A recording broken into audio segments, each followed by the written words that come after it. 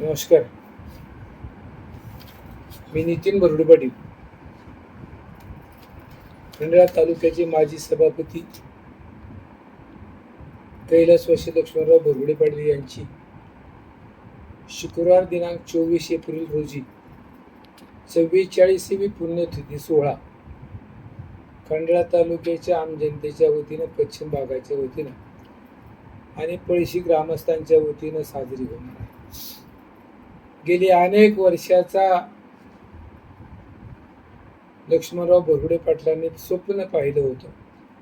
1981 साली खंडाळा तालुक्यातून मांढरदेवचा रस्ता मंजूर केला होता आणि तो रस्ता आज नामदार जयकुमार गोरे साहेब यांच्या प्रयत्नातून नामदार शिवेंद्र शिवराजे भोसले, नामदार शंभूराज देसाई साहेब, अतुल बाबा भोसले, जिल्ह्यातील सर्व नेते मंडळी, मदनदादा भोसले या सर्वांच्या उपस्थितीमध्ये 14 गावाचा शेतीचा पाण्याचा प्रश्न, मांढरदेवचा रस्ता, तिन्ही लिफ्ट इरिगेशन योजना, गावडेवाडी, शिखरवाडी, वाघोशी या संदर्भामध्ये तालुक्याचा एक ऐतिहासिक निर्णय ठरणारा दिवस हा निश्चितपणाने 24 एप्रिल असेल.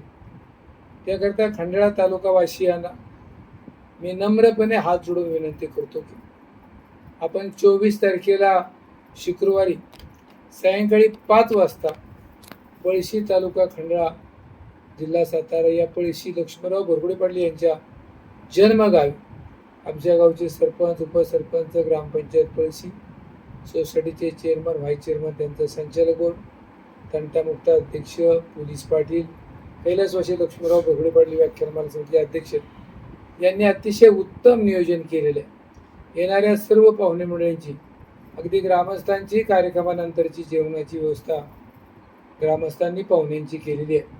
तरी आपण मोठ्या संख्येनं पळशीला होऊन या ऐतिहासिक दिवसाचं 14 गावाचं पाणी आणि मांढरदेवचा रस्ता, माझी तर पहिल्यापासूनची मागणी, कैलासवासी लक्ष्मणराव बरुडे पाटील प्रवेशद्वार मांढरदेव या रस्त्याच्या संदर्भात जयकुमार गोरे साहेबांनी जे कष्ट घेतलेत त्याला भारतीय जनता पक्षाचे राज्याचे नेते आदरणीय देवेंद्रजी फडणवीस साहेब यांची मोठी साथ आहे.